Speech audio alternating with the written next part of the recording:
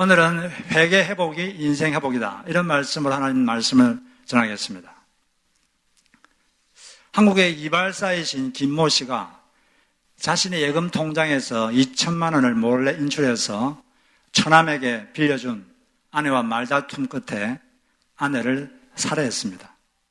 경찰에서 살해하게 된 이유에 대해서 다음과 같이 말했습니다.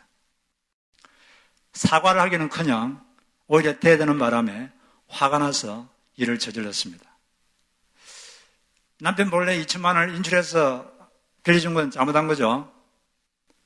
그러면 잘못했으면 먼저 사과를 해야 될 텐데 사과는 하지 않고 대려 대들었다. 그래 너무 화가 나서 홧김에 사람을 죽였다.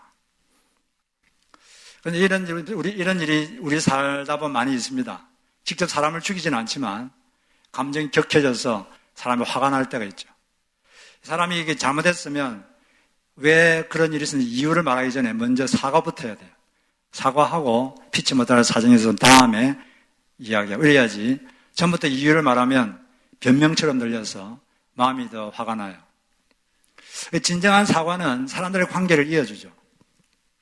우리는 잘못하고 싶지 않아요. 여러분 중에 잘못하고 싶은 사람이 있습니까? 죄 짓고 싶은 사람이 있어요, 여기? 아무도 없습니다. 다 잘하고 싶고, 잘못 안 하고 싶고, 남에게 상처 안 주고 싶고, 남에게 해를 끼치고 싶지 않아요. 근데 살다 보면 자기도 모르게 잘못하고, 자기도 모르게 죄를 짓고, 그런 우리 모습을 보게 됩니다. 사람에게 잘못했을 때 진정으로 사과하면 상대방은 용서하기가 훨씬 쉬워집니다. 진정한 사과는 어떻게 하는가?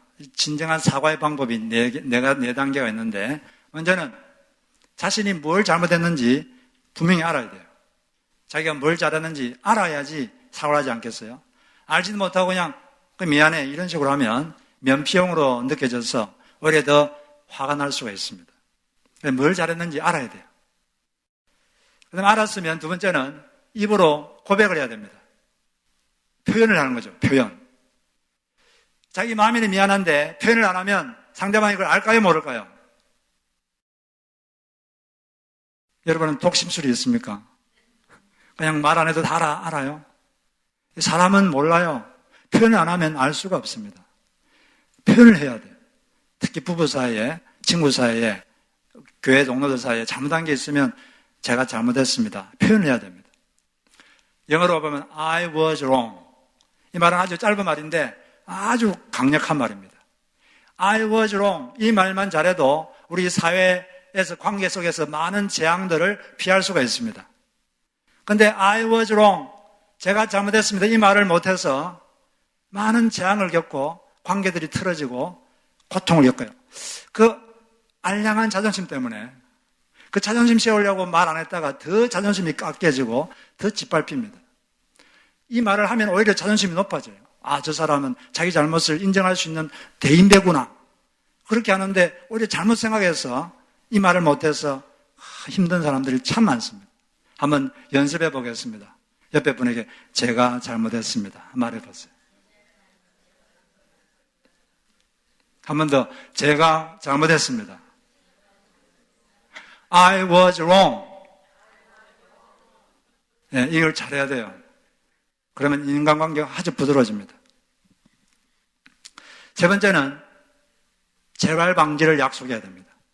다시는 그러지 않겠습니다. 다시는 그러지 않겠습니다. 재발 방지를 약속해야 돼요. 그게 진짜 사과입니다. 재발 방지를 약속했으면 어떻게 될까요? 정말로 다시는 그런 실수를 하지 않도록 몹시 애를 써야죠. 다시 그러지 않겠습니다 하고 신경 안 쓰고 그냥 그렇게 살다가 또 잘못하고 반복하면 사람이 더 화가 날 수 있죠. 그러니까 다시 잘못을 하지 않도록 몹시 애를 쓰고 최선을 다해야 돼요. 그리고 최선을 다하다가 또 실수할 수 있지만 그건 상대방이 이해를 합니다. 그리고 네 번째는 물질적인 손해를 끼쳤다면 반드시 보상을 해야 됩니다. 정신적인 손해만 끼치셨으면 그냥 사과만 하면 되는데 물질적인 손해를 끼쳤으면 반드시 보상을 해야 돼요. 그게 성서의 원리입니다. 물질적 손해를 끼쳤는데 그냥 그거 놔두고 말로만 하는 것은 그건 하나님은 회개로 쳐주지 않습니다. 반드시 물질을 보상해야 돼요. 그리고 지금 당장 물질이 없어서 보상을 못하면 어떻게 해야 될까요? 보상의 계획을 말해야 됩니다. 앞으로 이런 식으로 제가 돈을 갚겠습니다. 이렇게 하고 최선을 다해서 갚는 거예요. 근데 그 상대방이 잘못한 그 죄질이 좀 나쁘다고 생각하면, 상대방의 상처를 좀 많이 받았다고 생각하면 한 번 사과해서는 안 됩니다. 절대 안 됩니다. 보통 2번 내지 3번은 해야 돼요. 다른 방법으로. 다른 때에 한 3번 정도는 해야 자기의 진정성이 전달이 돼요. 자기는 진정으로 정말 죄송하고 다시는 안 그러겠다고 생각하지만 상담에 그걸 못 느끼면 상대방은 마음에 자꾸 화가 나고 생각할 때마다 화가 나고 이렇게 해서 그 상대방을 되게 괴롭히는 거예요.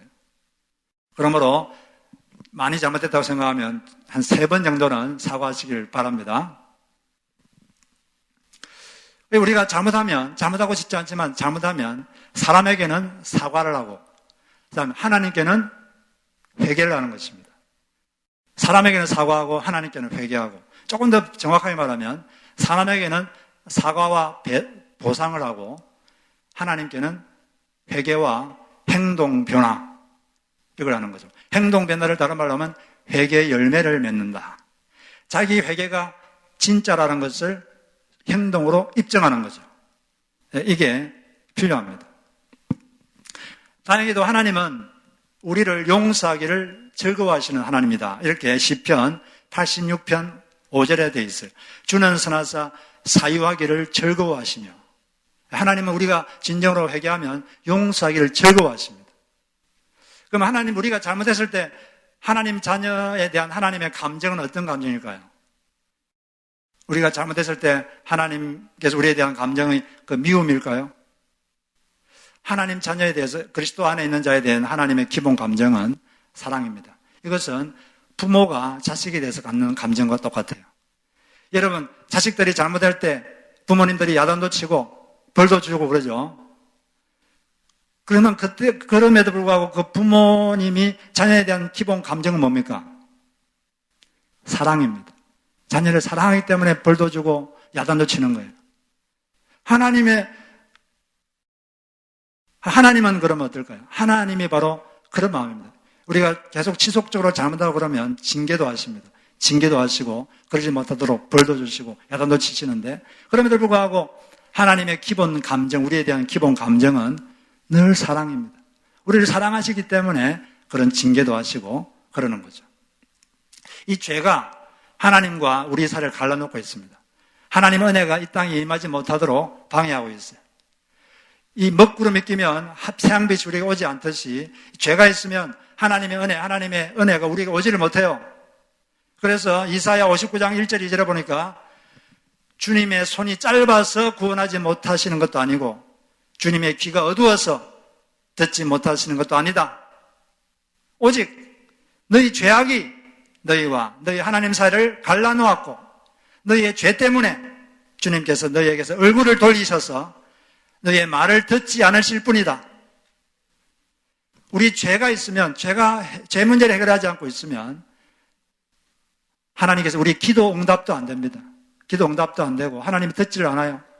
그리고 하나님의 능력이 막혀버립니다. 우리가 예수를 진정으로 영접한 다음에 영접하면 우리 죄가 씻겨집니다. 그 예수를 믿은 다음에 죄를 지을 수가 있죠. 그러면 죄를 지으면 어떻게 될까요? 하나님과의 관계가 끊어질까요? 우리가 믿은 다음에 죄를 지으면 하나님과의 관계가 끊어집니까? 관계가 끊어지는 게 아니라 멀어지죠. 예수를 진정으로 믿는 사람이 죄를 지으면 관계가 멀어집니다. 그리고 영이 침체되고 점점점 멀어져요. 이걸 계속 내버려두면 어떻게 될지 몰라요. 나중에 배교할 수도 있습니다. 영이 타락해서. 그렇기 때문에 빨리 잘못했으면 빨리 하나님께 나가서 해결해야 돼요. 그래서 하나님은 진정으로 회개하면 회복시켜줍니다. 회복시켜주면 우리 인생이 회복돼요. 그렇기 때문에 참 회개, 우리가 참 회개가 필요합니다. 참 회개를 하면 하나님께서 다 회복시켜줍니다. 그게 구약 성경에 보면 선지서라고 있는데 두꺼운 성경이에요. 선지서들. 그 선지서들의 주제가 그겁니다. 회개하라. 회개하면 다 회복시켜주겠다. 그러면 진정한 회개, 참 회개는 뭔가? 그걸 우리가 좀 오늘 살펴보겠습니다. 참 회개란 지성, 감성, 의지를 다 사용해서 하는 회개이다. 따라해보겠습니다. 참 회개란 지성, 감성, 의지를 다 사용해서 하는 회개이다. 예. 이 세 가지가 다 포함되어 전인격이 다 연관이 되어야 됩니다. 먼저 지성이 연루되어야 되는데, 지성이라는 건 뭐죠? 아는 것입니다. 내가 무엇을 잘못했는지 아는 거예요. 내가 어떤 죄를 지었는지 아는 것입니다. 모르고 어떻게 회개를 하겠습니까? 알아야 돼요. 이 일에 대해서 느헤미야 9장은 잘 예를 말해주고 있는데, 느헤미야는 52일 만에 황폐해진 예루살렘 성을 다 건축을 끝냈습니다. 그런 다음에 7월 1일 민간역으로 정월 나팔절 모여가지고 동틀째부터 정오까지 약 6시간 동안 하나님 율법책을 들었어요. 들으면서 울었죠. 회개의 눈물이죠. 그런 다음에 성경을 보니까 초막절을 지켜야 된다. 그런 말이 있었어요. 지금까지 안 지켰거든요. 그래서 그때부터 초막절을 지켰습니다. 풀로 집을 만들어서 거기서 7일 동안 살면서 광야에서 하나님께서 어떻게 우리를 하나님 백성들을 돌보셨는지 그걸 이제 기억하는 거죠. 순종한 겁니다. 고집 부르면 고통이 오고 순종하면 순풍이 붑니다. 우리는 고집 부리지 말고 순종해야 돼요. 그런 다음에 장막절이 지나고 이틀 후에 이제 7월 24일 날 있었던 일이 느헤미야 9장입니다. 이때 모여가지고 이 사람들은 모여서 금식하면서 굵은 베옷을 입고 먼지를 뒤집어 썼습니다. 그리고 낮에 4분의 1, 약 3시간이겠죠. 3시간 동안은 하나님의 율법책을 읽었습니다. 성경을 읽었어요. 3시간 동안. 그 다음에 또 낮에 4분의 1, 또 3시간 동안은 죄를 자백했습니다. 자기 죄를 고백하는 시간을 가졌어요. 그 죄 고백문, 회개 기도문, 이게 바로 느헤미야 9장 5절부터 37절까지 내용, 아주 긴데 이게 회개 기도문이에요. 이 회개 기도문, 자백 기도문을 내용을 간추려 보면 딱 두 가지입니다. 첫째는 하나님께서 이스라엘 자손들에게 해주신 축복들, 은혜들을 쫙 나열합니다. 하나님께서는 이것을 해주셨습니다. 저것도 해주셨습니다. 나열하고 있습니다. 주님께서는 아브라함을 선택하셨습니다. 그래서 우리 민족을 선택해 주셨습니다. 아브라함을 통해서 이 구속사, 인류를 구원하고자 하는 이 인류 구원의 역사를 하나님이 시작하신 거죠. 이 한 사람을 통해서. 그리고 이제 이집트에 노예로 잡혀있던 우리 민족들을 당신이 해방시켜 주셨습니다. 홍해를 가르셨습니다. 그리고 광야에서 우리를 돌봐주셨습니다. 이런 걸 쫙 이렇게 합니다. 이렇게 해주셨습니다. 저렇게 해주셨습니다. 그 다음에 두 번째는 그런데도 저희들은 당신에게 거역하고 고집을 부리고 불순종했습니다. 이 두 가지 내용이에요. 그 구체적으로 자기들이 뭘 잘못했는지 26절에 보면 그런데도 우리 조상들은 순종하지 않고 반역했습니다. 주님께서 주신 계명을 던졌습니다. 주님께로 돌아가라고 타이르던 선지자들을 죽이기까지 하였습니다. 이렇듯 엄청나게 주님을 욕되게 하였습니다. 28절 그러나 편안하게 살만하면 주님께서 보고 계시는데도 또다시 못된 일을 저질렀습니다. 35절 그들은 나라를 세우고 주님께서 베푸신 큰 복을 누리면서도 눈앞에 펼쳐주신 넓고 기름진 땅에 살면서도 주님을 섬기지도 않고 악한 길에서 돌이키지도 않았습니다. 죄송합니다. 잘못했습니다. 이게 바로 자신이 뭘 잘못했는지 지성을 사용해서 자기 잘못을 알고 그걸 입으로 고백하는 거예요. 우리가 자기 잘못을 알면 생각을 해야 됩니다. 특별히 10계명을 보면 1계명부터 4계명은 하나님께 대한 직접적인 계명이고 5부터 10까지는 사람에 대한 계명인데 이걸 통해서 우리가 뭘 잘못했는지 우리가 알아야 돼요. 잘못했으면 생각만 하면 안 되고 입으로 고백을 해야 돼요. 하나님, 제가 이런 잘못을 저질렀습니다. 우리 목소리가 하나님께 들리도록 해야 돼요. 그냥 마음으로 해서는 안 됩니다. 오늘 9장 2절을 보니까 서서 자기의 죄와 조상들의 죄를 자복하고 또 낮 4분의 1은 3시간을 자기 죄를 자복하는 데 썼습니다. 요한일서 1장 9절에도 보니까 우리가 어떻게 하면 죄를 용서받느냐 여기 되어 있어요. 이 방법이 딱 나와 있는데 요한일서 1장 9절 만일 우리가 우리 죄를 자백하면 어떻게 하면? 자백하면 뭘 잘못했는지 자백하면 저는 미쁘시고 어로우사 우리 죄를 용서하시고 모든 불의의 우리를 깨끗게 하신다. 예. 자기가 뭘 잘못했는지 알고 잘못했습니다. 고백을 하세요. 이 천주교에서는 그 고해성사를 하는데, 뭐 신학적으로 보면은 우리가 직접 하나님께 말하면 되는 거예요. 꼭 신부님을 이렇게 통해서 할 필요가 없습니다. 그럼에도 불구하고 좋은 점은 이렇게 많은 기독교인들이 잘못하면서도 말을 안 해요. 그냥 가만히 있어요.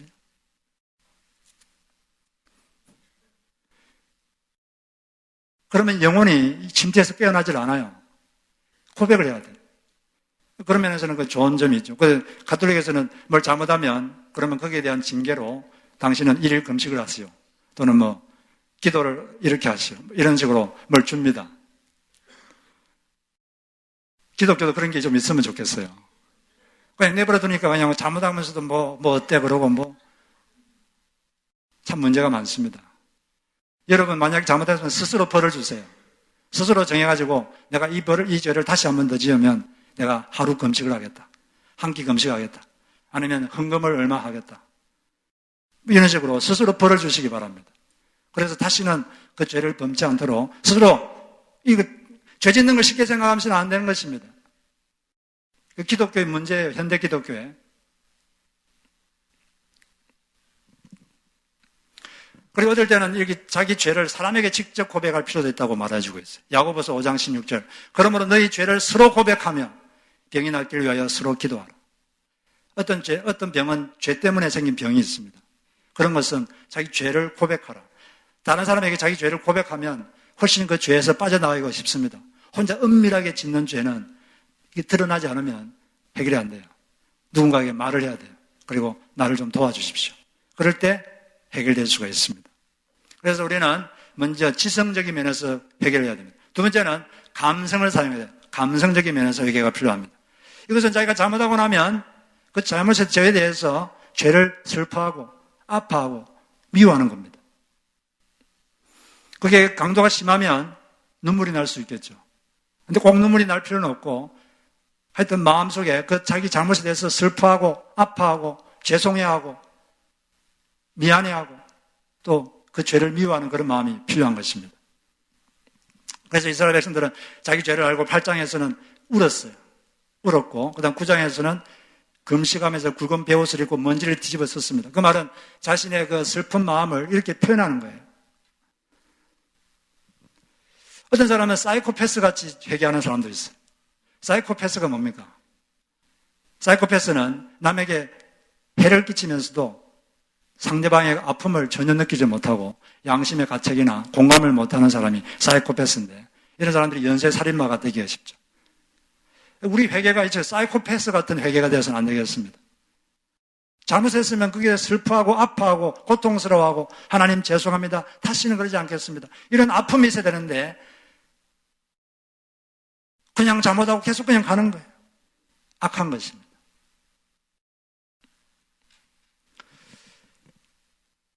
하나님의 영이 임하면 회개가 일어납니다. 저절로 회개하게 돼요. 사람은 자기 죄를 깨닫게 되고 회개하게 됩니다. 1907년도에 평양에 하나님의 영이 강력하게 임했는데 그때 숭실대학교 학생들의 회개의 모습에 대해서 선교사들이 이렇게 그래서 표현하고 있어요. 수업 중에 가진 그 기도에 하나님의 성령이 임재하여 그 교실은 통회의 울음과 흐느낌으로 가득 차 그것을 학생들이 자신들의 죄의식으로 압도되고 전율할 때까지 계속되었습니다. 심지어 학교에서는 학생들이 울면서 그들의 잘못을 서로 나누느라 수업을 중단하기까지 했습니다. 어떤 사람은 손과 머리를 바닥에 치며 통회했고 죄악되고 정결치 못한 삶에 대한 이웃침으로 흐느껴 울며 회개하였습니다.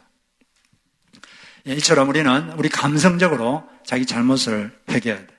그 다음에 세 번째는 의지를 개입시켜야 됩니다. 의지가 뭡니까? 의지라는 것은 뭔가를 하겠다. 결단하는 게 의지죠. 이렇게 하겠습니다. 저렇게 하겠습니다. 다시는 그러지 않겠습니다.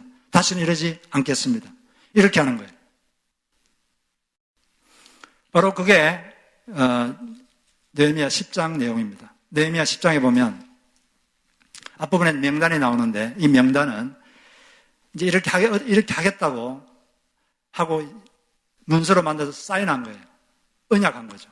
이렇게 하겠습니다. 그리고 어떻게 할 것인지 여기 30절부터 39절까지 이렇게 하겠습니다. 저렇게 하겠습니다. 쫙 말하고 있어요. 제가 그걸 요약해드리면 이렇게 되어 있습니다. 30절은 저희들은 저희 아들, 딸들을 하나님을 믿지 않는 불신민족들과 결혼시키지 않겠습니다.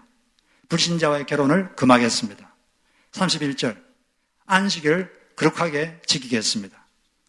32절, 성전을 유지하는 데 필요한 유지 비용을 1년에 3분의 1 세겔씩 내겠습니다. 또 집안별로 제비를 뽑아서 성전에서 사용할 나무를 대도록 하겠습니다.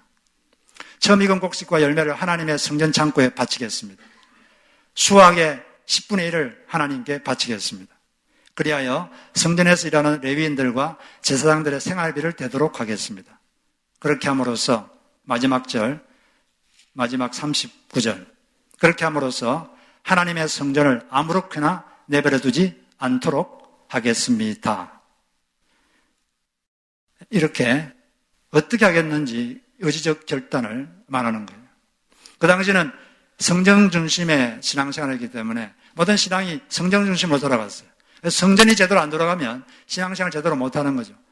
제대로 안 하면은 레위인들이 다 생활비가 없어서 다 어디 가버리고 성전이 제대로 돌아가지 않는 거죠. 그래서 이런 결심을 하는 거죠. 우리도 이처럼 하나님 앞에서 죄는 두 가지가 있어요. 해야 될 것을 안 하는 죄가 있고 안 해야 될 것을 하는 죄가 있습니다. 그래서 해야 될 걸 안 한 것은 하나님, 제가 앞으로 하겠습니다. 하나님께 더 충성하겠습니다. 사람들을 더 사랑하겠습니다. 이렇게 하고, 하지 말아야 될 것을 안 하는 것은 하나님, 제가 다시는 그러지 않겠습니다. 이렇게 의지적 결단을 하나님 앞에 말씀을 드시는 것입니다. 그래서 우리는 참회개는 지성, 감성, 의지 이 세 가지를 전인격적으로 사용해서 하는 게 참회개입니다. 두 번째로 참회개는 그것이 참됨을 입증하는 행동의 변화가 따른다는 것이죠. 따라보겠습니다. 참회개는 그 회개가 참됨을 입증하는 행동의 변화가 따른다. 이 회개한다, 이게 헬라어가 메타노이아인데, 이 메타노이아의 핵심 개념은 마음을 바꾸어 먹음. change of mind.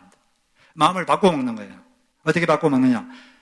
과거 죄를 미워하면서 행실을 고치고자 마음을 바꾸어 먹음. 이게 메타노이아의 정확한 뜻입니다. 자기가 그 회개가 정확한 거라면, 진짜라면 그것은 행동으로 입증이 돼야 됩니다. 그걸 이제 성경에서는 회개의 열매를 맺어라 이런 말을 쓰죠. 성경에는 죽은 믿음, 죽은 사랑, 죽은 후 회개 이런 개념이 있어요. 쉽게 말로 하면 가짜 믿음, 가짜 사랑, 가짜 회개 이런 개념이 있습니다. 그러면 첫 번째, 죽은 믿음. 가짜 믿음은 어떤 믿음입니까? 말은 하는데 행동이 그 말과 달라요. 말은 하는데 행동을 보면 완전히 말과 반대입니다. 그건 가짜입니다. 그건 믿음이 아닙니다. 예를 들어서 어떤 오빠하고 여동생이 있다고 합시다. 오빠가 자전거를 잘 못 탔는데 열심히 연습을 해서 자전거를 이제 탈 수 있게 돼서 이제 잘 연습했습니다. 열심히 연습해서 자전거를 좀 잘 탈 수 있게 됐어요. 어느 날 자전거를 잘 타게 돼가지고 여동생에게 말했어요. 오빠가 너를 자전거 뒤에 태워서 갈 수 있다고 믿느냐? 여동생이 오빠는 그럴 수 있다고 믿어. 그래 오빠가 그러면 내 자전거 뒤에 타. 그랬을 때 여동생이 자전거 뒤에 타면은 진짜 믿는 거고 안 타면 해야 되는 거죠. 말은 오빠는 나를 자전거 뒤에 태워서 갈 수 있다고 말은 했는데 믿지 않는 거죠. 말만 하는 거죠. 이걸 죽은 믿음, 가짜 믿음. 진짜로 오빠가 자기 자전거를 태워서 갈 수 있다고 믿으면 편안하게 타가지고 편안하게 걱정 없이 떨어질 염려 없이 편안하게 앉아서 가는 거예요. 그게 진짜 믿음입니다. 그 다음에 가짜 사랑. 말로는 사랑한다고 하는데 상대방이 어려움에 처했을 때는 나 몰라라 하는 게 이게 가짜다. 이런 사랑 가짜다. 말은 사랑합니다. 형제님 사랑합니다. 집사님 사랑합니다. 그 집사님 어려움에 빠졌을 때는 쳐다보지도 않아요. 내 몰라다 하면 이 가짜다. 그래서 요한일서 3장 17절 18절 보니까 누가 이 세상의 재물을 가지고 형제의 궁핍함을 보고도 도와줄 마음을 닫으면 하나님의 사랑이 어찌 그 속에 거하겠느냐. 자녀들아, 우리가 말과 회로만 사랑하지 말고 행함과 진실함으로 하자. 가짜 회개는 어떤 회개입니까? 가짜 회개는 위기 모면, 징계 모면을 위해서 입으로만 잘못했다고 신하는 것. 이게 가짜입니다. 가장 가짜 회개 잘했던 사람이 누굽니까? 이집트 왕 바로입니다. 모세가 바로에게 와가지고 우리 이스라엘 민족을 해방시켜주지 않으면 재앙이 임할 것이다. 그렇지만 그는 고집을 부렸어요. 그러니까 진짜 재앙이 임했습니다. 임하니까 아이고 제가 잘못했습니다. 당신 민족들을 해방시켜주겠습니다. 그렇게 하고 재앙이 그치니까 입을 싹 닫고 못 나간다. 내가 언제 그런 말 했느냐. 그러니까 또 재앙이 임했어요. 그러니까 아이고 잘못했습니다. 이제 진짜로 내보내겠습니다. 그 재앙이 그치니까 또 언제 그랬냐는지 못 나간다. 이렇게 고집을 부리다가 마지막에 자기 큰아들이 죽으니까 그때서야 진짜 내보내죠. 이게 이제 가짜 회개의 전형적인 모습입니다. 위기 모면을 위해서 그냥 입으로만 잘못했다고 하는 거죠. 진짜 회개는 행동은 입증이 돼야 돼요. 후회와 회개의 차이가 뭔가에 대해서 프랜시스 셰퍼가 다음과 같은 설명을 했어요. 눈물 한 방울 흘리지 않고도 할 수 있는 것이 회개다. 이렇게 말하고 회개라는 것은 180도 방향을 바꾸는 것이다. 방향 전환, 이게 회개입니다.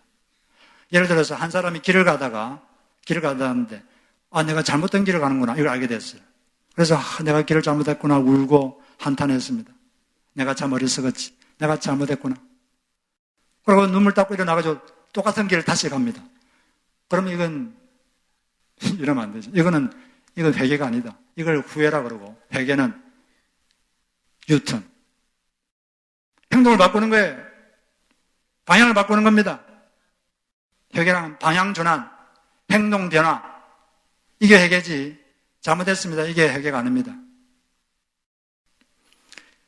침례 요한은 예수님 오시기 전에 침례 요한이 활동했는데 그때 침례 요한의 핵심 메시지는 회개하라. 회개하라.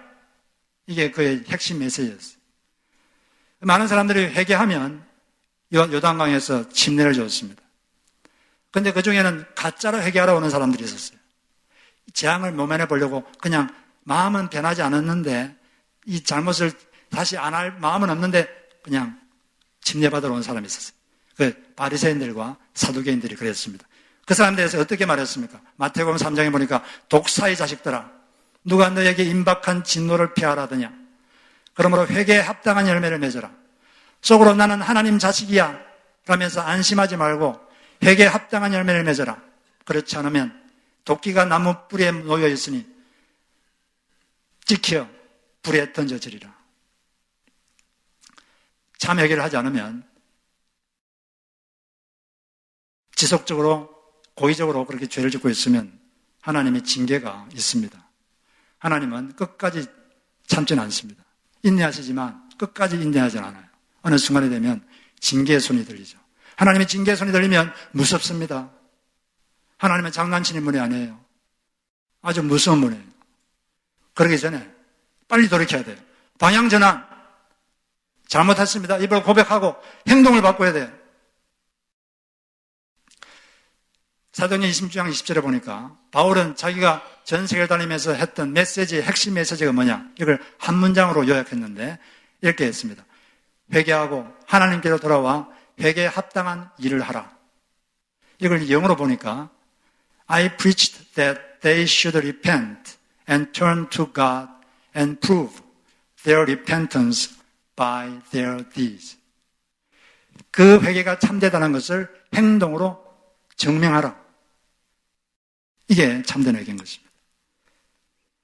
그래서 이 평양 대부흥 시대 때 그 사람들은 진짜로 말만 그러지 않고 눈물로 고백하고 그러지만 않고 실제로 행동을 바꿨어요. 어떤 선교사의 요리사 중에 이 사람은 계란 한 꾸러미를 10전에 샀는데도 11전에 샀다고 속여서 1전씩 계속 착복해 왔습니다. 그걸 선교사님께 고백했습니다. 고백한 다음에 어떻게 했을까요? 계속 11전씩 받았을까요? 네, 그때부터 이제 10전씩 받았죠. 그리고 어떤 평북의 어떤 어주의 한 부자는 아내 몰래 첩을 두었어요. 그리고 2달까지 두었습니다.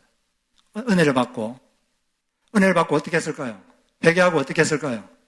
계속 첩과 살았을까요? 계속 바람을 피웠을까요? 그 첩과 헤어졌습니다. 바람을 피우는 사람이 은혜를 받고 회개를 했으면 어떻게 됩니까? 그만둬야죠.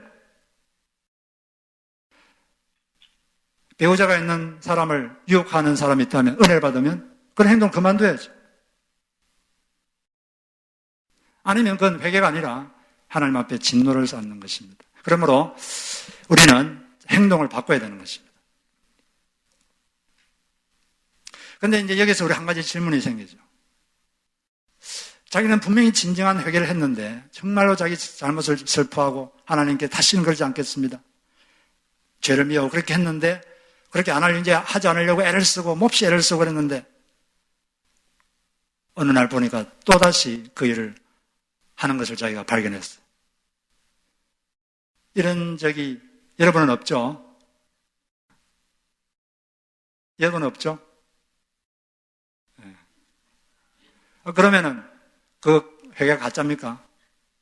가짜로 회개해서 그럴 수도 있어요. 근데 진짜로 회개했는데도 사람이 연약해서 그럴 수 있습니다. 넘어질 수 있어요. 그럼 어떻게 됩니까? 너무 자책하지 말고 다시 하나님 앞에 나와서 하나님 또다시 회개하고 주여 저를 용서해달라고 저를 좀 도와달라고 그렇게 할 때 하나님께서 그렇게 계속 그렇게 반복하다 보면 점점 우리는 죄에서 벗어나게 되는 것입니다. 그러나 특별히 습관적인 죄는 결심만 해서 되지 않고 훈련이 필요합니다. 훈련을 해야 돼요. 그리고 특히 중독에 걸렸으면 중독 걸린 사람은 결심한다고 잘 안 되죠. 그런 사람은 타인의 좀 도움이 필요하고 하나님의 좀 특별한 개입이 필요해요. 그래야지 중독적인 죄는 끊어질 수가 있는 거죠. 지금 전 세계가 코로나 바이러스 때문에 아주 어려움을 겪고 있습니다. 여기에 대해서 우리는 2가지로 대처를 해야 되는데 먼저는 의학적인 대처가 필요해요. 의학 전문가들의 말을 잘 귀담아 듣고 그들의 지시를 따르고 의학적으로 잘 대처를 해야 됩니다. 그리고 그 의료종사들이 아주 고생을 많이 하고 있는데 그분들의 체력을 위해서 기도도 해야 하고 그래야 돼요. 그런데 그것만 하면 안 됩니다. 이 물질 세계는 영적 세계와 물려 있어요. 연결되어 있습니다. 그것도 해야 되지만 동시에 영적인 조치를 취해야 돼요. 어떻게 취하느냐? 역대하 7장 13절 14절에 그 어떻게 해야 되는지 거기 답이 있는데 혹 내가 하늘을 닫고 비를 내리지 아니하거나 혹 메뚜기들에게 토산을 먹게 하거나 혹 전염병이 백성 가운데서 유행하게 할 때 어떻게 해야 되느냐? 내 이름으로 일컫는 내 백성이 누가? 하나님 백성이 안 믿는 사람 말고 하나님 믿는 사람들이 안 믿는 사람 보고 이렇게 하라 그런 게 아니라 믿는 사람들이 이렇게 해야 된다. 어떻게? 첫째, 그들이 악한 길에서 떠나. 믿는 사람들이 악한 길에서 떠나야 돼요.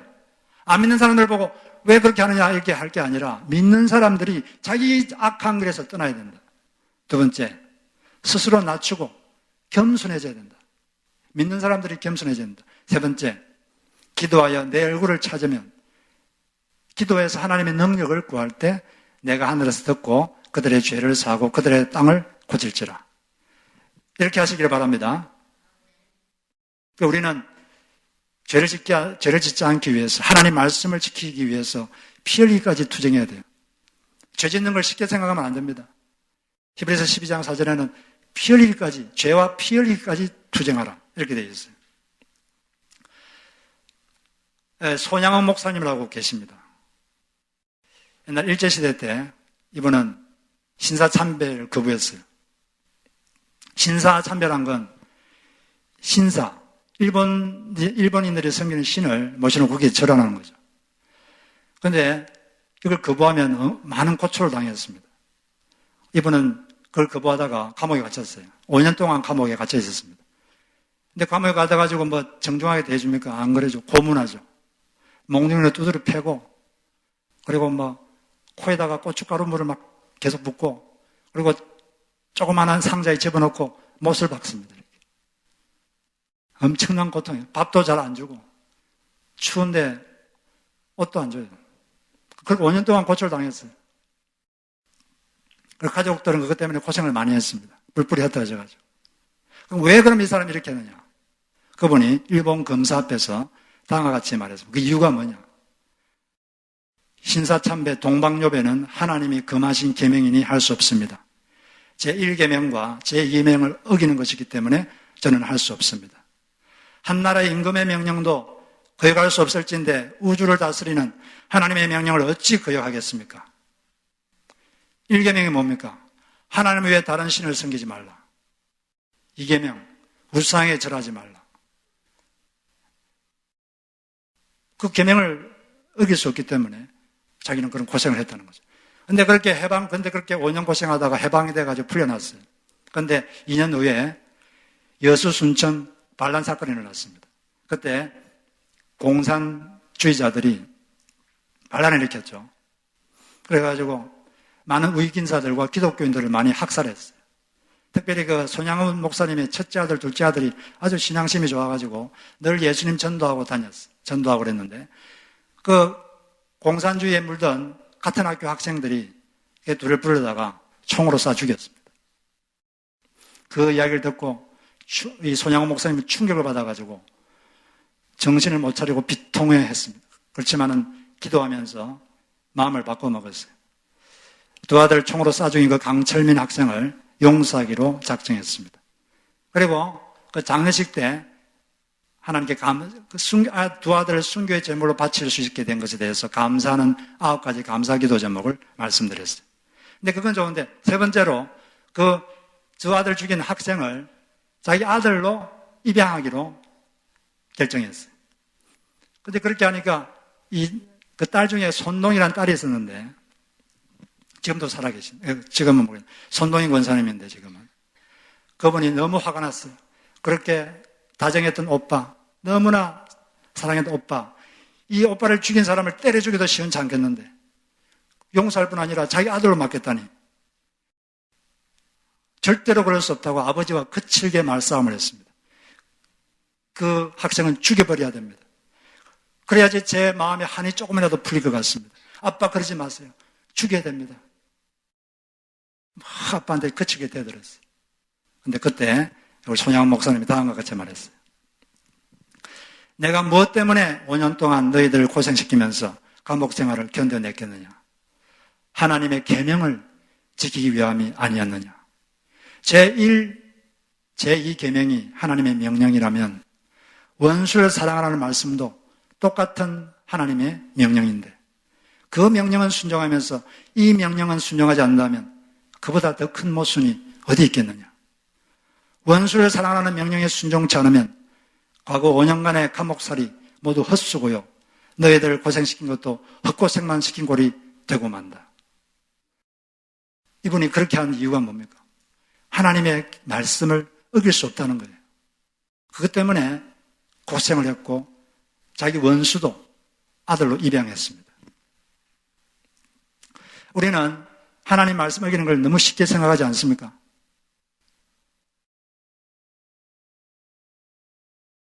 십계명에 살인하지 말라 그랬는데 성경에는 미워하는 것도 살인이다 이렇게 분명히 말했어요.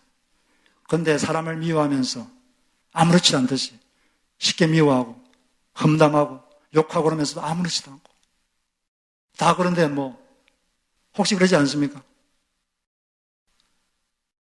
절대 그러면 안 되죠.